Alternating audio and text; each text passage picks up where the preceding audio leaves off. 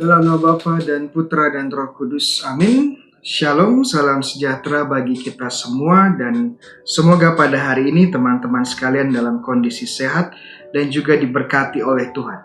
Saya Romo Bayu OP dari Paroki Redemptor Mundi, Surabaya. Pada kesempatan hari ini kita akan bersama-sama membahas sebuah topik yang sangat menarik. Topiknya adalah sebuah dosa yang kita sebut sebagai kesombongan. Kesombongan secara khusus kesombongan fisik tubuh kita, dan juga kesombongan intelektual, kecerdasan kita.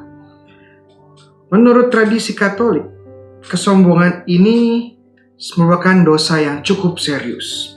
Jadi kesombongan itu bukan hanya sekedar suka pamer, suka menunjukkan hal-hal yang baik kepada orang lain, tetapi ini dosa yang cukup serius, dosa yang cukup serius. Kenapa? Karena kata Tuhan Yesus, dosa kesombongan ini berasal dari hati manusia, dan ini menajiskan manusia, menajiskan kita.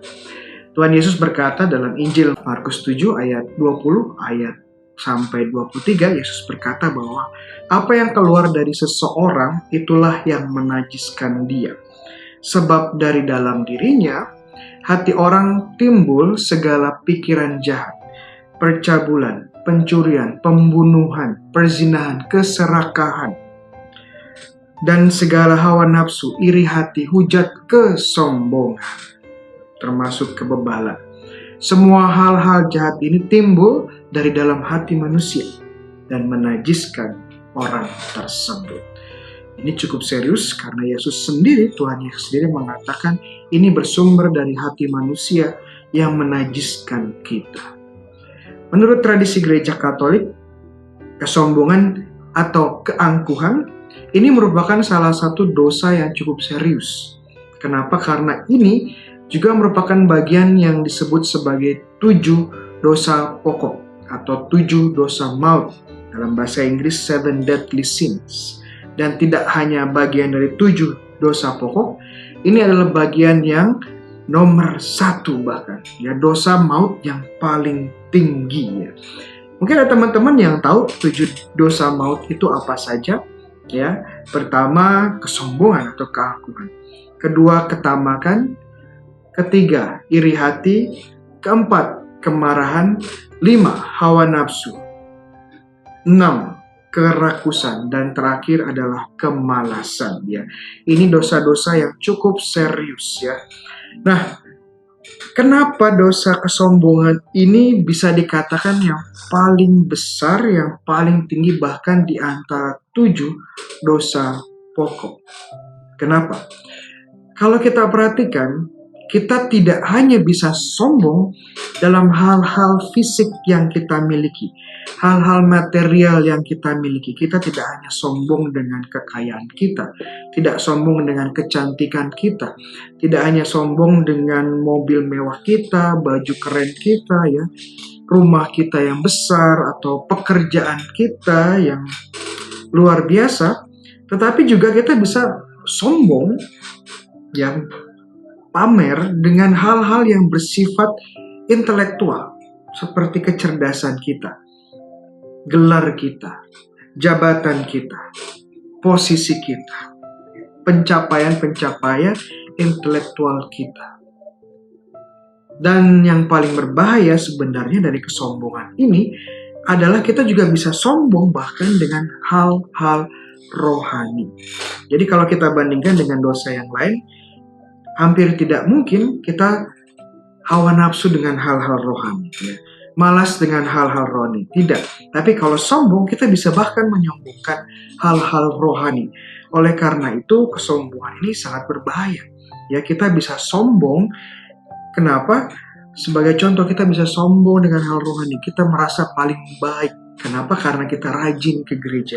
Kita merasa paling suci. Kenapa? Karena kita rajin melayani. Kita merasa kita paling keren, paling top. Kenapa? Karena kita rajin adorasi, rajin beribadah, rajin persekutuan, rajin baca kitab suci. Dan tentunya ironisnya, kita bisa sombong bahwa saya ini rendah hati. Saya ini orangnya rendah hati. Jadi sombong ini luar biasa. tidak hanya masalah material, fisik yang kita miliki, tidak hanya bahkan kecerdasan, pencapaian intelektual kita, tetapi juga bahkan hal-hal rohani. Ya, kebajikan-kebajikan utama juga bisa kita sombongkan. Sehingga dosa ini sangat luar biasa, ya, mematikan. Karena tidak hanya mematikan orang-orang tertentu saja, tetapi semua orang dari semua golongan, ya, dari orang awam yang sederhana, para pemimpin komunitas, para romo, suster, biarawan, semua bisa kena penyakit ini, bisa kena dosa kesombongan ini dimanapun mereka berada. Bisa sombong karena seorang romo, bisa sombong karena menjadi pemimpin kelompok, ya, bisa sombong karena rajin tiap pagi ke gereja. Jadi hal-hal yang baik ini bisa menjadi akar kesombongan, ya, bisa menjadi akar dosa dan kadang-kadang kita pun tidak menyadarinya. Apa sih sebenarnya kesombongan atau keangkuhan itu? Ya, menurut Santo Thomas Aquinas, ya, seorang bapak gereja pada abad pertengahan mengatakan bahwa kesombongan, keangkuhan itu adalah sebuah inordinate passion for one's own excellence, ya. Jadi hasrat yang tidak teratur atau hasrat yang berlebihan terhadap keunggulan dan kebaikan diri sendiri, ya. Ini berbahaya, kenapa? Karena sekali lagi semua orang bisa kena, termasuk yang harusnya menjadi teladan, menjadi orang kudus, menjadi yang suci. Malah dia menyombongkan kesuciannya. Ini seperti penyakit yang menyerang, ya, orang-orang Farisi. Mereka merasa benar, mereka merasa suci. Kenapa? Karena mereka berpuasa, karena mereka rajin beribadah, karena mereka tidak najis seperti orang-orang yang lain. Nah, ini bahaya yang sebenarnya bisa ada di dalam diri kita semua, ya, di dalam diri kita semua. Secara khusus, ya, kesombongan yang sering kali ada dalam diri saya, ya, di romo, suster yang rajin ke gereja, ya, yang rajin beribadah, bersekutu, bahkan pemimpin umat di gereja adalah kesombongan intelektual. Ya, kesombongan intelektual. Kenapa? Karena sebagai imam, sebagai contoh, saya sebagai imam tentu belajar banyak tentang agama, tentang iman. Saya sekolah bertahun-tahun, ya, di seminari bahkan di luar negeri untuk mendapatkan ilmu pengetahuan tentang iman, agama, teologi, liturgi, ya, dan banyak hal lagi. Dan karena saya belajar banyak dan tahu banyak, saya pun bisa jadi merasa besar, merasa unggul dari yang lain. Dan saat perasaan unggul ini ada, merasa saya ini lebih baik dari yang lain, maka mulailah rasa kesombongan ini, ya. Mulai dosa kesombongan ini mulai mengalir di dalam diri saya. Dan kalau saya sombong, apa yang terjadi? Saya pun mulai melihat yang lain sebagai inferior, yang lain sebagai orang yang di bawah saya, orang yang sebenarnya tidak mampu apa-apa tanpa saya. Jadi saya merasa sombong dengan apa yang saya miliki, terutama kemampuan intelektual saya di bidang agama. Ya, ini sangat berbahaya karena banyak dari kita rajin belajar kitab suci, rajin belajar, ikut Bible study, ikut pelajaran-pelajaran agama, dan ini tentunya baik, ya, ini hal yang baik dan diperlukan. Tapi kalau kita tidak sadari bahwa pengetahuan yang kita miliki ini pelan-pelan bisa menjadi yang tadinya baik menjadi buruk. Kenapa? Karena kita mulai sombong. Kalau kita mulai sombong, ya, posisi mulai naik, pengetahuan makin banyak, kita pun mulai menolak pelan-pelan, ya, kita mulai menolak masukan dari orang lain. Kita mulai menolak koreksi dari orang lain. Sehingga yang hanya kita dengarkan, ya, saya yang paling benar, saya yang paling tahu. Kamu siapa? Ya, kamu siapa? Ini proyek saya, ini ajaran saya, ini ilmu tentang saya ahlinya di situ. Kamu nggak perlu campur tangan. Saya paling benar. Nah, ini sangat berbahaya. Kenapa? Karena ini menghancurkan diri kita, menghancurkan relasi kita dengan sesama, menghancurkan relasi kita dengan Tuhan. Kenapa? Karena kesombongan membuat kita lupa bahwa hal-hal baik di dalam hidup kita itu semua berasal dari Tuhan. Semua berawal dan berasal dari Tuhan dan untuk Tuhan, untuk gerejanya. Ya. Salah satu, lalu bagaimana Rom untuk mengobati atau mengatasi kesombongan ini? Jawabannya sederhana, jawabannya kita perlu untuk menemukan sebuah keutamaan yang disebut sebagai keutamaan kerendahan hati. Ya, kerendahan hati. Kerendahan hati dalam bahasa Inggris adalah humility. Dan kata humility ini berasal dari kata Latin humus, ya. Humus artinya tanah, kita tahu ya. Dan kenapa ini disebut keutamaan yang baik untuk melawan kesombongan? Karena kita menyadari bahwa kita sebenarnya tidak berasal dari tanah, dan tanpa kekuatan Tuhan kita tidak bedanya dengan tanah. Seperti Adam, Bapak kita semua diciptakan dari tanah, dari bumi, dari debu. Tanpa karya Tuhan, tanpa nafas dari Tuhan, tanpa kebaikan Tuhan dan kemurahannya, kita tidak ada apa-apanya.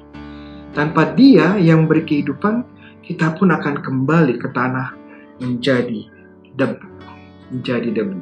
Dan kalau kita menyadari bahwa semuanya ini dari Tuhan, dan kita menyadari bahwa kita ini sebenarnya tidak ada apa-apa, saat kita menerima banyak hal, saat kita melihat kita memiliki keunggulan dalam fisik, ya, atau keunggulan dalam hal intelektual, dalam iman, dalam pengajaran, ya, dalam kitab suci atau teologi, kita menyadari bahwa ini adalah kebaikan Tuhan. Jadi saat kita dipuji, kita tidak sombong, tapi kita kembalikan kepada Tuhan. Saat kita diingatkan, saat kita mendapat koreksi, kita pun tidak marah, tidak kecewa, tetapi kita melihat, oh iya, ini kesempatan untuk bertumbuh.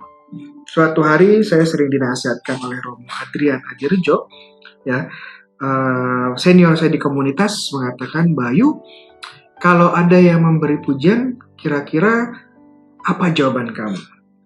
Seandainya pewartaan kamu bagus, ada orang yang senang lalu memberikan pujian, jawaban kamu apa?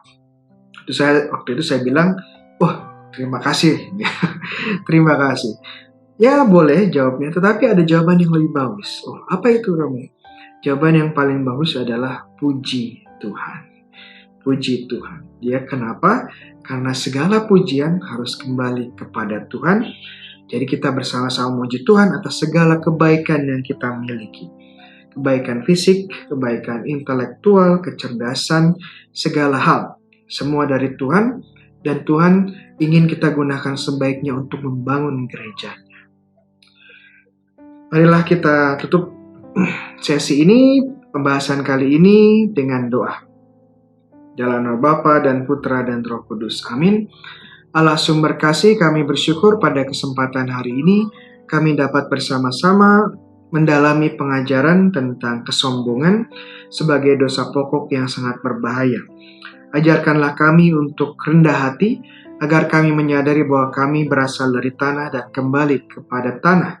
Semua yang baik berasal dari Engkau, dan segala pujian, segala hormat sungguh layak kami tujukan kepada Engkau. Semua ini kami mohon dalam nama Kristus Tuhan kami. Amin. Tuhan sertamu, kita semua diberkati oleh Allah yang Maha Kuasa, Bapa, Putra, dan Roh Kudus. Amin.